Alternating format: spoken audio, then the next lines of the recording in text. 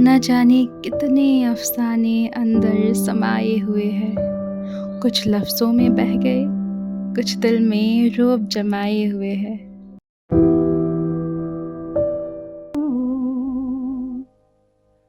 ख्वाब हो तुम या कोई हकीकत, कौन हो तुम बतलाओ। देर से कितनी दूर खड़ी हो और करीब आ जाओ। सन 1962। अनय और रिज़वान दोनों बॉम्बे में साथ रहते हैं। दोनों की दोस्ती में जैसे खुदा ने खुद मंजूरी भरी हो। अनय का परिवार कहने के लिए रिज़वान के अलावा और कोई नहीं है, और रिज़वान उनके ज़िंदगी में भी बस अनय और रिज़वान की छोटी बहन आरज़ू। रिज़वान चाहते हैं कि अनय और आरज़ू की शादी हो जाए, तब उनका परिवार पूरा हो जाएगा।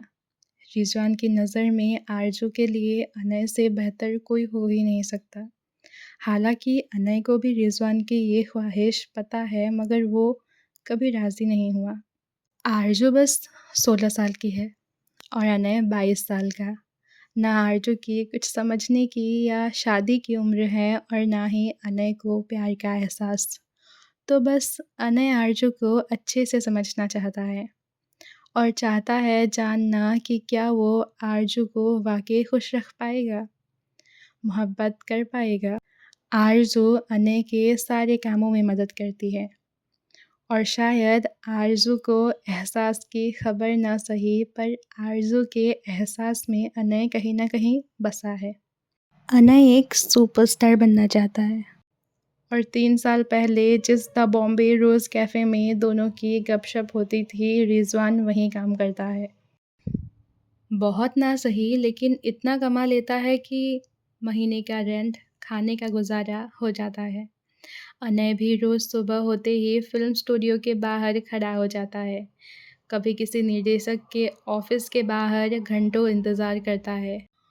बॉम्बे, एक ऐसा शहर जहाँ सपने भीड़ में चलते हैं। उस दौर में स्टार बनने के लिए सिर्फ हुनर ही नहीं, पहचान और किस्मत भी चाहिए थी। मजबूरी और ज़रूरतों ने अनय को कभी भीड़ में खड़ा आदमी, तो कभी दो संवाद वाला छोटा रोल करने पर मजबूर कर दिया। मगर कोई भी हालात अनय के मन के उस विश्वास को, उसके सपनों को कभी छोटा नहीं कर पाया। एक दिन एक शूट के दौरान अनय को साइड गुंडे का रोल मिला था। उसे एक ईरानी कैफ़े में तोड़-फोड़ करना था, लोगों को धक्के मार के बाहर निकालना था, और शूटिंग हो रही थी द बॉम्बे रोज़ कैफ़े में। तो रिज़वान, आरज़ू सब आए थे देखने के लिए। शूटिंग के दौरान एक लड़की का हाथ पकड़ के वो खींचने ही वाला था कि वो उसकी आंखें देख के रुक सा गया। बिना काजल की आंखें इंडस्ट्री में उस वक्त दिखती ही नहीं थी। एक सादे नीले रंग की बॉडीकॉन कुर्ती और गले में एक सफ़ेद दुपट्टा, बाल खुले हुए। अनय उसका हाथ तो पकड़ा, मगर खींच के बाहर निकालना भूल गया। वो लड़की भी डरने लगी। एक बार आंखों से पलकें उठा के अनय को देखती, और एक बार शूटिंग देखने के लिए जो लोग आए थे उनको। फिर हाथ छुड़ाने की कोशिश करती। अनय के पीछे जैसे गाने बजने लगे।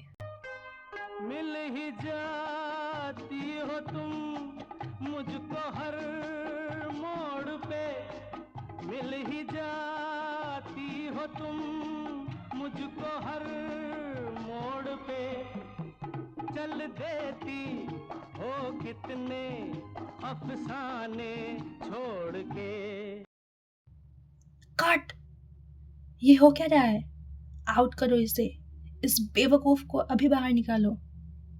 इतने में ही रिज़वान और आरज़ू आके अनय को वहाँ से ले जाते हैं, मगर फिर भी अनय की आंखें उस लड़की से हटी ही नहीं।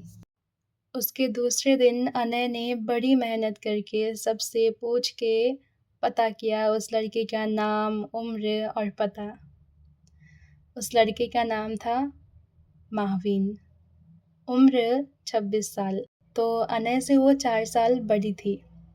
फिर अनय को पता चला कि महावीन के घर में महावीन और उसके 2 साल का बेटा रहता है।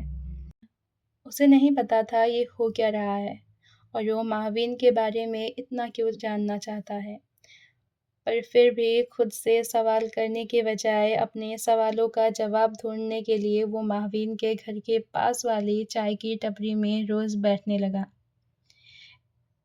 ऐसे करीब 1 महीने बीत गए।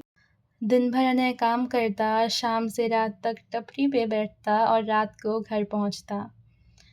मगर अब महावीन को भी अनय नज़र आने लगा था।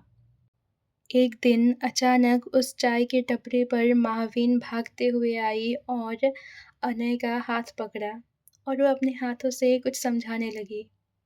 अनय कुछ समझ नहीं पाया, पर एक बात समझ गया कि महावीन बोल नहीं सकती।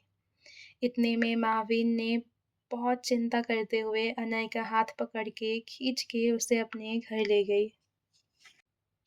अनय ने जाके देखा कि एक कमरे के उस घर में आग लग गई। महावीन ने अपने बच्चे को आग से दूर बाहर बिठा रखा था, जो ज़ोर-ज़ोर से चिल्ला के रो रहा था और आग को बुझाने की कोशिश में पूरी पसीने से तर हो गई थी। फिर किसी तरह अनय की मदद से दोनों ने वो आग बुझाई। फिर महावीन भाग के गई और अपने बेटे ज़ैद को गोद में उठा के सीने से लगाया। उस वक़्त न जाने क्या हो गया था। अनय ने आगे बढ़ के दोनों को गले से लगाया, जैसे वो महावीन और ज़ैद को महफ़ूज़ करना चाहता है। ख्वाब हो तुम या कोई हकीकत, कौन हो तुम बतलाओ। ओ देर से कितनी दूर खड़ी हो और करीब आ जाओ।